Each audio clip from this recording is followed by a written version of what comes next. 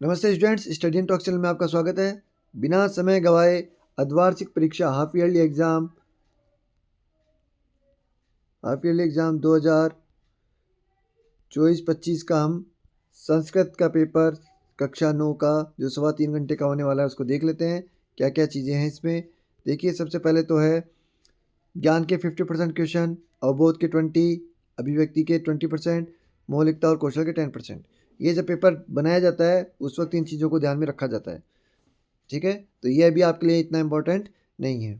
आपका प्रकरणवार अंक विभाजन ये हम देख लेते हैं। विषय संस्कृत का क्या है, प्रकरणवार मतलब टॉपिक वाइज आपका और यूनिट वाइज आपका कौन सा चैप्टर कितने अंकों का आने वाला, कौन से क्वेश्चंस कितने अंकों के आने वाले हैं।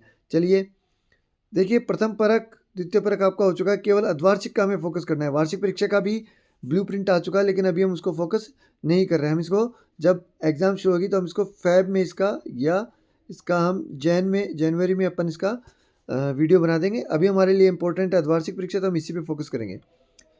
इसमें सबसे पहला है अपठित गद्यांश का कोई क्वेश्चन नहीं है। अपठित गद्यांश के आधारित जो प्रश्न है वो देख लेते हैं। पहला है शीर्षक दानम, मतलब आपको शीर्ष लिखना है 1 अंक का। एक पदेन उत्तर अति लघुतरात्मक प्रश्न, एक पद में ही उत्तर आएगा। ऐसे कितने प्रश्न आएंगे? 4 प्रश्न। हर प्रश्न होगा आधे नंबर का, तो टोटल हो गए 2 अंक। ठीक है, इसको समझिए। 4 × हाफ इक्वल टू 2, मतलब 4 क्वेश्चन है। ये क्या है कि प्रिंट इसका थोड़ा सा अच्छा नहीं है PDF का, तो 4 क्वेश्चन है, हाफ नंबर का हो गया, तो टोटल 2 अंक 2 मार्क्स के हो गया ये। ठीक है, अच्छा जी। एक पदेन उत्तरम हो गया हमारा 2 अंक का। पूर्ण वाक्य उत्तरम मतलब पूरा वाक्य लिखना है, लघुतरात्मक मान लीजिए आप इसको एक तरीके से। ये 2 प्रश्न आएंगे 1-1 अंक के, तो टोटल हो गए 2 अंक। अनुच्छेदारित भाषिक कार्य, अनुच्छेद के आधार पर जो है उसके आधार पर जो प्रश्न होंगे वो आएंगे हमारे।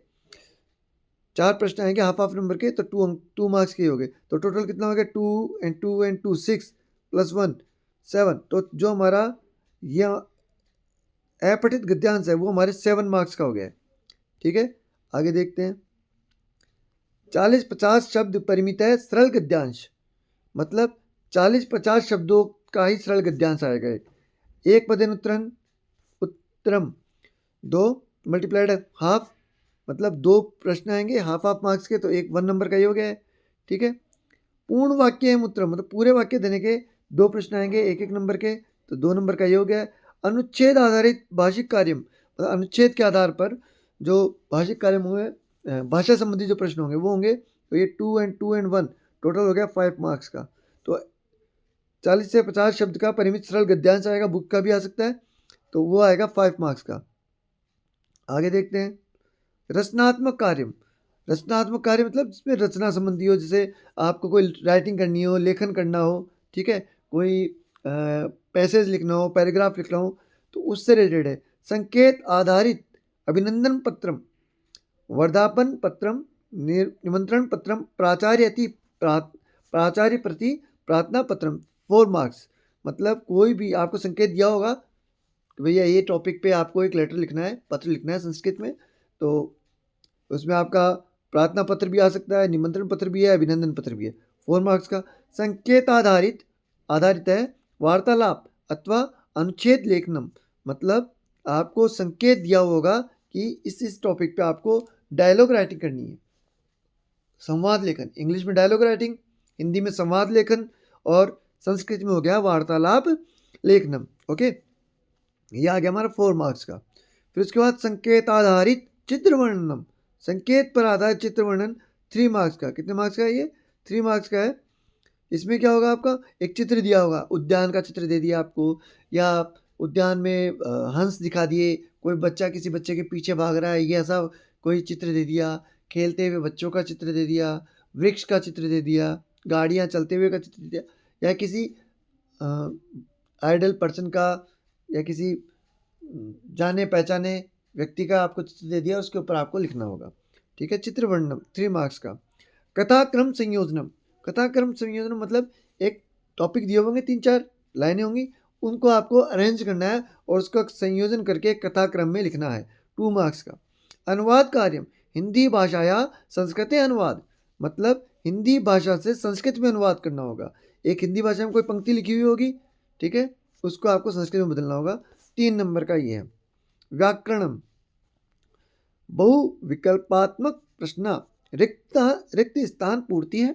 अति लघुतरात्मक प्रश्न, लघुतरात्मक प्रश्नाचय मतलब आपके बहुविकल्प वस्तुनिष्ठ प्रश्न, एबेसद वाले प्रश्न, रिक्त स्थान वाले प्रश्न, अति लघुतरात्मक प्रश्न और लघुतरात्मक प्रश्न, ये सब आने वाले हैं। इनमें कौन कौन सा किस किस तरीके से होगा व्याकरण में, वो हम देख लेते हैं। पहला देखिए आप,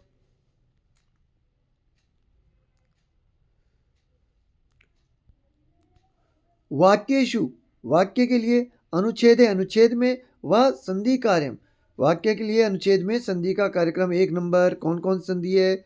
दीर्घ, गुण, वृद्धि और यण। देखिए यही फायदा होता है ब्लूप्रिंट का कि आपको टॉपिक पता चलता है कि संधि में कौन सी संधि, केवल 3 संधियां हैं, सॉरी 4 हैं, दीर्घ, गुण, वृद्धि और यण। अयादि संधि यहाँ पे काम में नहीं आ रही है। और विसर्ग संधि, विसर्गस्य उत्वम रुत्वम लोपः विसर्ग, विसर्ग स्थाने श स, ठीक है, इनका आपको यूज करना। विसर्ग में क्या होगा? स शब्द का श शब्द कहाँ आएगा, श कहाँ आएगा, स कहाँ बनेगा वो, या किसी का लोप होता है, विसर्ग का लोप होता है तो कैसे होता है वो। तो केवल 2 संधियाँ, स्वर संधि और विसर्ग संधि, व्यंजन संधि यहाँ पर हमारे नहीं है। समास ज्ञानम, समास ज्ञानम में तत्पुरुष है, द्विगु, बहुव्रीहि, समासा नाम है, समासा नाम, सामासिक पद निर्माण, समास विग्रह च। कौन कौन से समास है? केवल तत्पुरुष, द्विगु और बहुव्रीहि। ना तो आपका क्रमधारय है, न द्वंद्व है और ना ही आपका अवयवी भाव समास है, केवल 3 ही समास है, ठीक है। 3 समास ही पढ़ेंगे हम। एग्जाम की तैयारी के लिए सिलेबस से पढ़िए, नॉलेज के लिए आप सब कुछ पढ़िए, ठीक है। तो आप एग्जाम की तैयारी कर रहे हैं तो आप इन्हीं टॉपिक्स को पढ़िए। कारकम, कारक आप जानते ही हैं, ठीक है, सॉरी कर्ता, ने, कर्म से, ये सारे कारक ही हैं। ने, से, के लिए, से अलग होने के अर्थ में, संबंध के अर्थ में, काके की, में, ये सब क्या है? कारक है। तो कारक में आपका उपपद विभक्ता नाम प्रयोगा अनुच्छेदे वाक्येषु वा द्विआयात सप्तमी विभक्ति पर्यंतम। दूसरी से सप्तमी विभक्ति तक का आपको पढ़ना है। कौन सी विभक्ति? दूसरी विभक्ति से लेके रामम रामो रामम, रामम रामो रामान, यहाँ से लेके रामे रामो रामेशु यहाँ तक, ठीक है, आपको पढ़ना है। और 2 मार्क्स के ये आएंगे, तो आप अच्छे से पढ़िए। और उसके बाद आपका आ गया सामान्य परिचय। सामान्य परिचय में प्रत्यय, प्रत्यय आप समझते होंगे।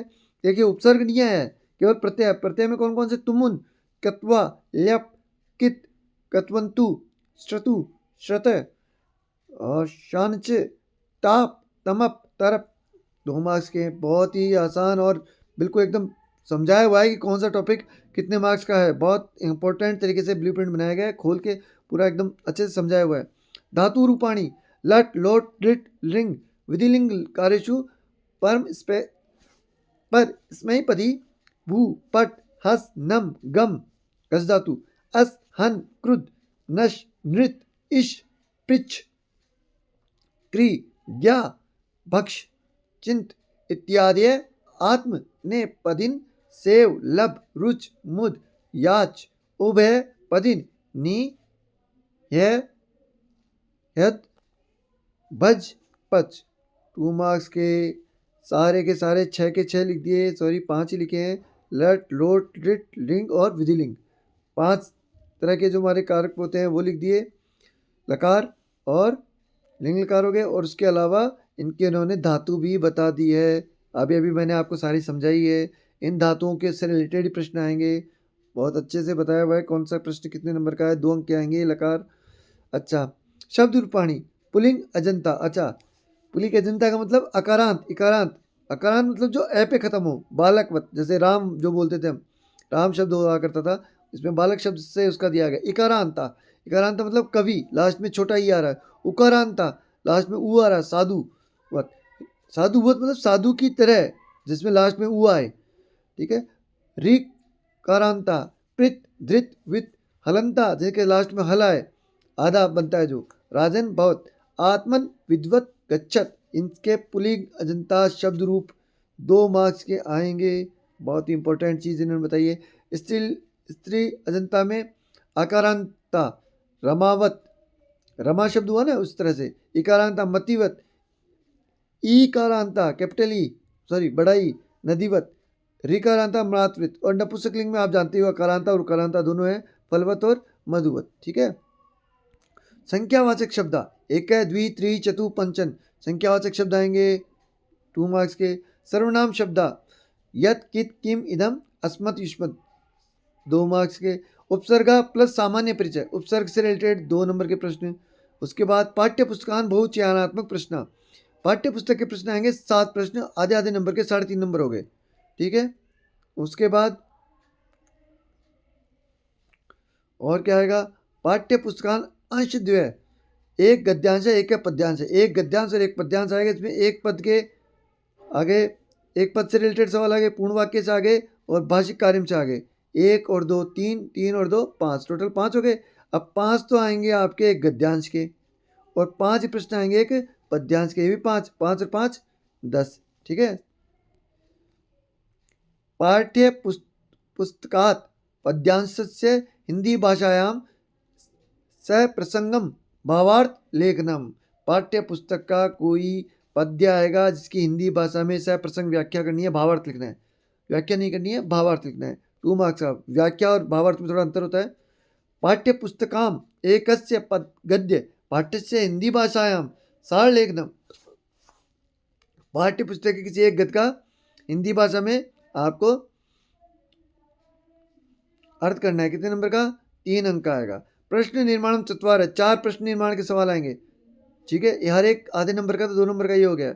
एकस्य पदस्य अन्वय लेखनम, अन्वय लिखना है 1.5 नंबर का, एक ही पद है, एक प्रश्न।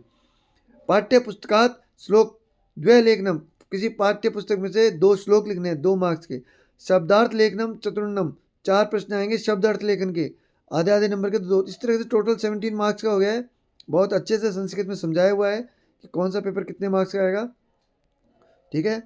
और जैसा कि हर सब्जेक्ट क्लास में 70% मार्क्स का ही आएगा, अर्धवार्षिक में 70% पार्ट ही आएगा, मतलब जितने भी चैप्टर है उसका 70% चैप्टर हैं उनमें से क्वेश्चन पूछा जाएगा। और प्रश्न पत्र में कटौती की गई, तो अब तो लगभग सबके पास न्यू बुक्स हैं और सबको पता भी चल गया है कि न्यू पैटर्न न्यू सिलेबस क्या है, तो उस हिसाब से आपको तैयारी करनी है। संस्कृत में बहुत अच्छे से हर एक टॉपिक को समझाया हुआ है, तो ज़रूर वीडियो देखें, बाकी सब्जेक्ट्स के भी वीडियो देखें, लाइक करें, शेयर करें, सब्सक्राइब करें चैनल को, ताकि बाकी आपकी हेल्प मिलती रहे। देखिए इंपॉर्टेंट ये होता है 9th क्लास पे कोई ध्यान नहीं देता है, तो 9th क्लास में आप जितना फोकस करेंगे ना उतना आपके लिए बढ़िया रहेगा। फिर मिलेंगे नेक्स्ट वीडियो में, जुड़े रहें स्टडी एंड टॉक से। Thank you.